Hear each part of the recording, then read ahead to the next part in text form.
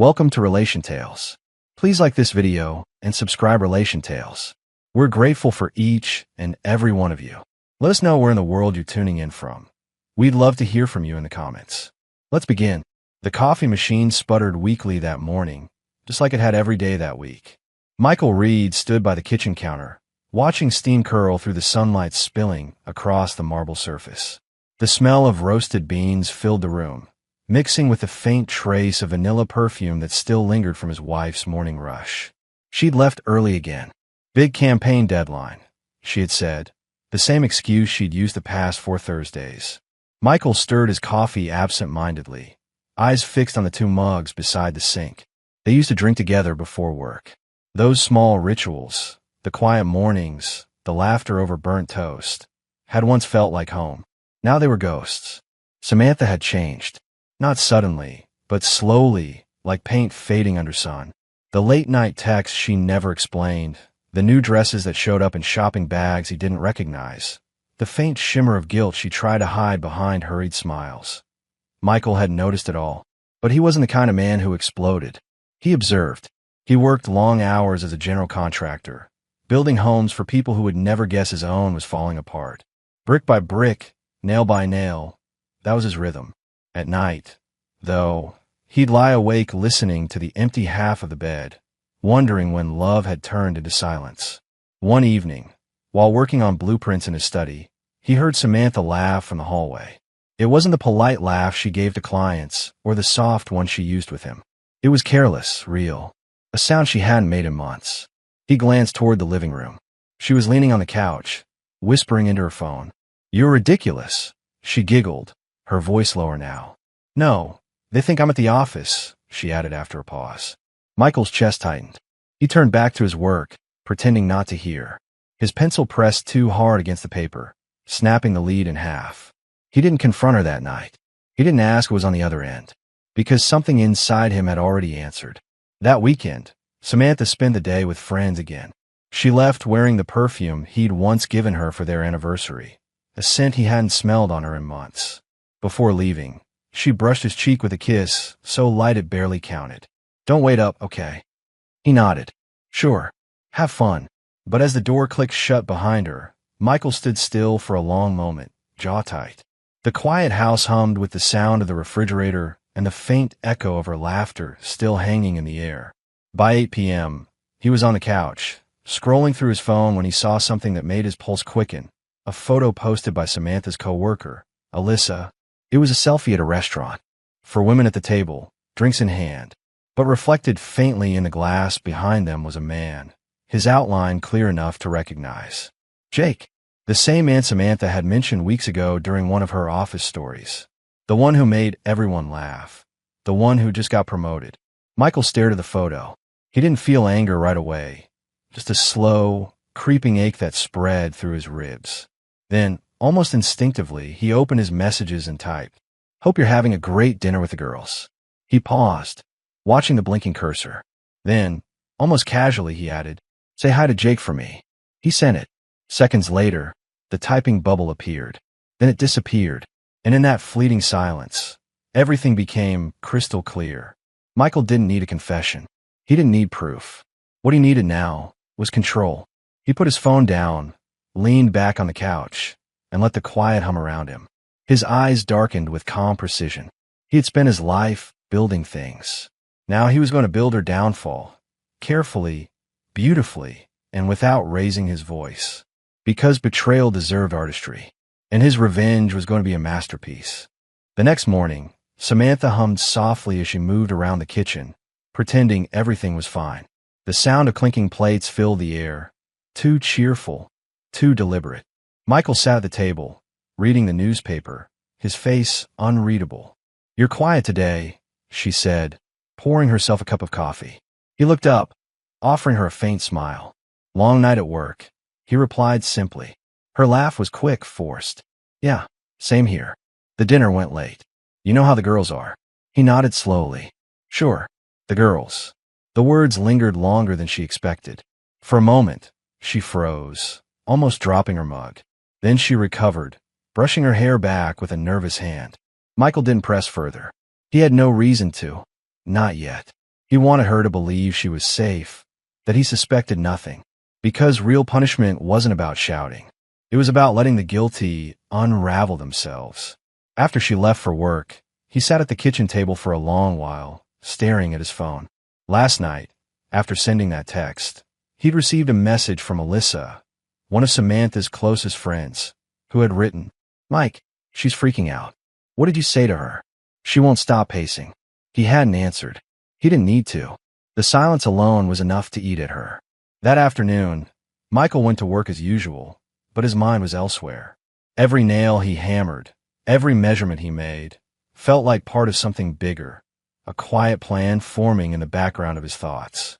By evening, he'd set things in motion. He'd contacted a friend from his college days, Daniel, who worked in private security.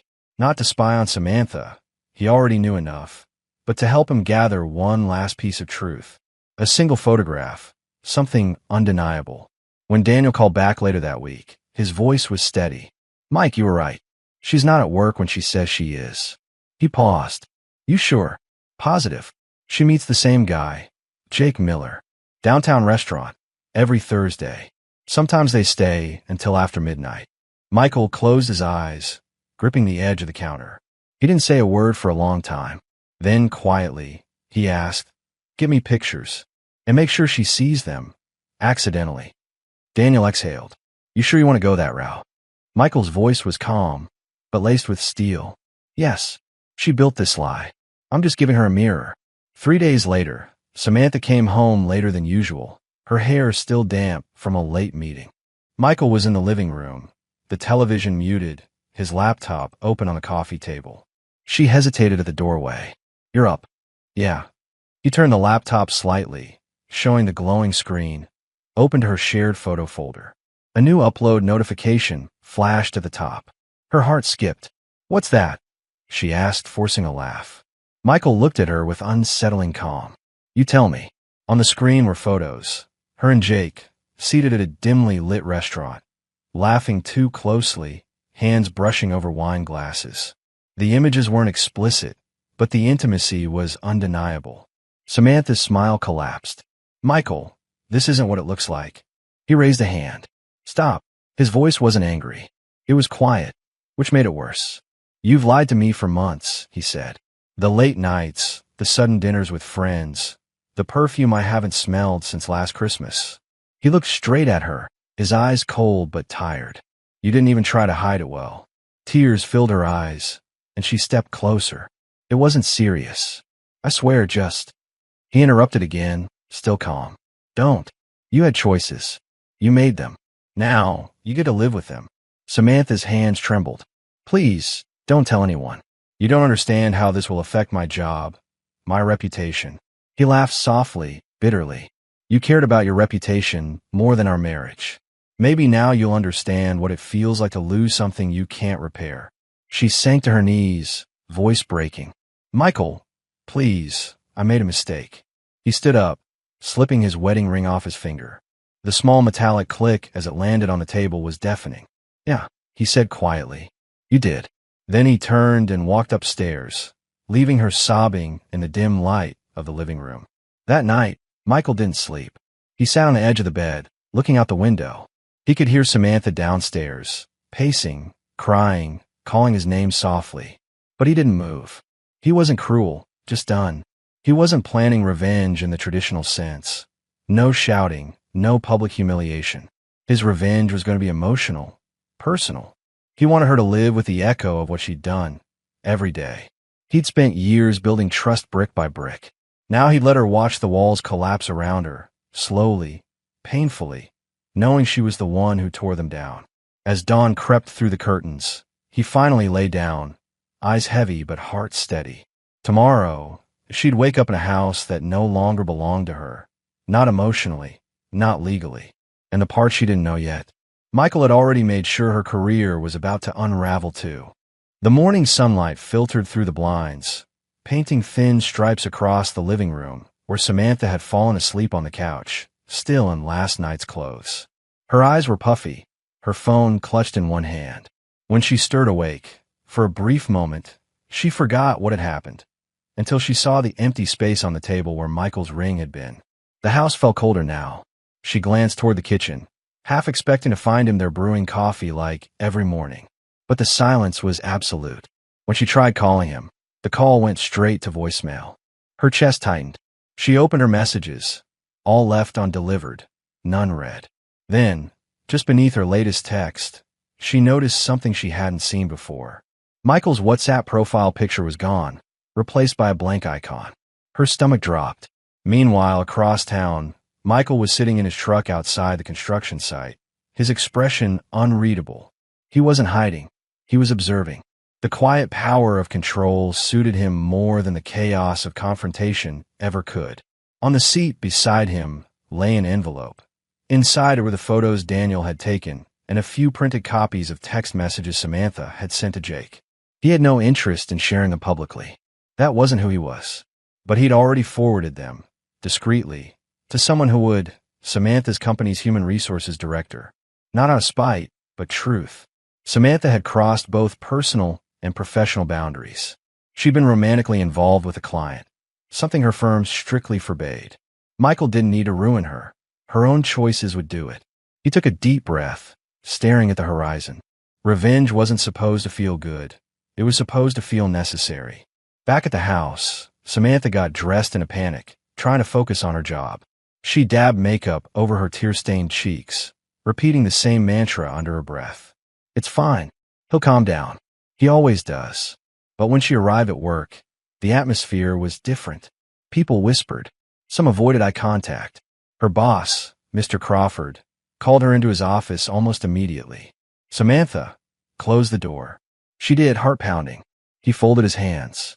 We receive an anonymous packet this morning. Photos, messages. I don't need to tell you what they show. Her throat went dry. That's private. Whoever sent that. He cut her off. Private or not, you know the policy. You were involved with a client, Samantha. That's a breach of conduct. We're suspending you effective immediately while we review this. Her voice broke. Please, Mr. Crawford. I can explain. It wasn't. He sighed, leaning back. You were one of the best employees I had. I'm sorry it's ending like this. When she stepped out of the office, everyone was staring. Alyssa, her closest friend at work, avoided her gaze entirely. Samantha walked out of the building on shaky legs. Her hands trembled as she unlocked her car, tears blurring her vision. Michael, she whispered under her breath. What have you done? That evening, she came home to find the house strangely different. Michael's clothes were gone from the closet. His favorite jacket, his toolbox, even the old photo frame on the nightstand, all missing. A single envelope rested on the bed, her name written on it in his handwriting. With trembling fingers, she opened it. Inside was a short note. You once told me you loved honesty more than anything. So here's honesty. I loved you enough to forgive, until you turned that love into something I couldn't recognize. You built this distance. I'm just walking through it. There was also a check, half the value of the house, and a legal document outlining that he'd already filed for divorce. Her knees buckled, and she sat on the edge of the bed, the paper crumpling in her hands. He actually did it, she whispered. He's really gone.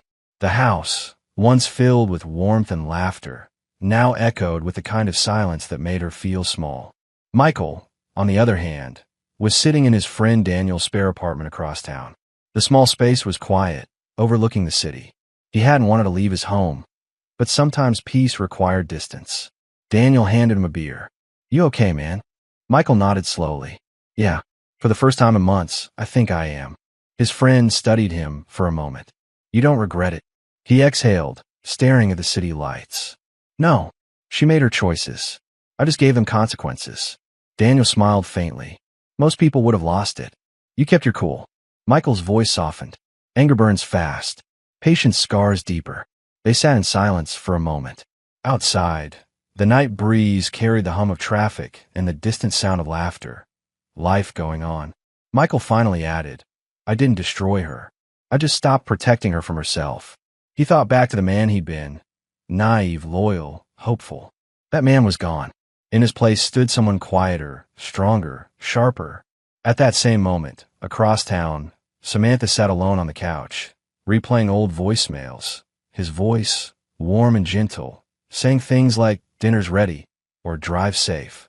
She'd taken that steadiness for granted. Now, every echo of him felt like a reminder that her comfort had been borrowed, and the loan had expired. She stared at her phone screen, typing, erasing, typing again. Finally, she sent one last message. "Please, can we talk?" The message was delivered, but it never turned blue. Days turned into weeks, and the silence between them grew into something louder than any fight could have been. Samantha sent message after message, apologies, promises, desperate pleas, all met with the same quiet indifference. No replies, no calls, just digital echoes that went nowhere. Every morning, she'd stare at the empty side of the bed, the faint imprint of where he used to sleep. The coffee machine still sputtered the way it used to, but now the smell only reminded her of him, of mornings she once took for granted. She had lost her job officially by then. HR confirmed her dismissal over email, polite and final. Her friends had grown distant too. Gossip spreads fast in corporate circles. The one person who still talked to her, Alyssa, had texted simply, "You should have been honest. He loved you more than anyone ever would." That line haunted her. Meanwhile, Michael was rebuilding his life piece by piece. He'd rented a smaller house by the coast, a quiet place where the sound of waves replaced the noise of old memories. He'd even started running again, early mornings on the sand, headphones in, air sharp with salt and freedom. He wasn't bitter anymore. The anger had burned out, leaving behind something steadier, peace. Still, there was one last thing left to do. One evening, he received a message from Samantha's old friend Alyssa. "She's not doing well, Mike. She cries every day.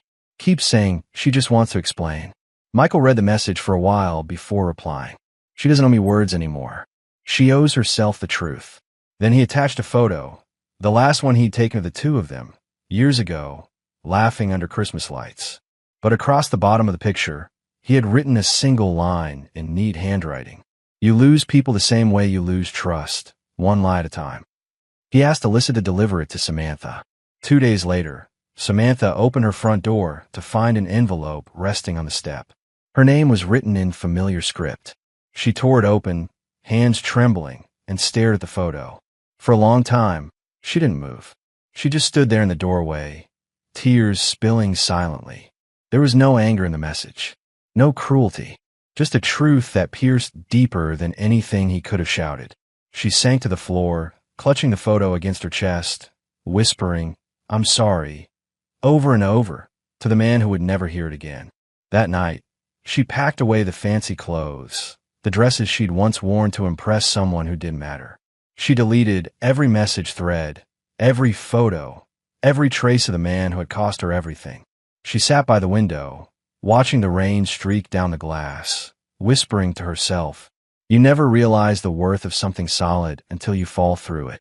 A few miles away, Michael stood by the shoreline as dusk painted the sky in golden gray. He tossed a small pebble into the tide, watching it disappear. He wasn't thinking about revenge anymore. He was thinking about freedom, the kind that comes when you finally let go of what broke you. He took a deep breath and smiled faintly to himself. Some lessons, he murmured, teach themselves. And as the waves washed over the sand, erasing every footprint behind him, Michael Reed finally walked forward, leaving the past exactly where it belonged.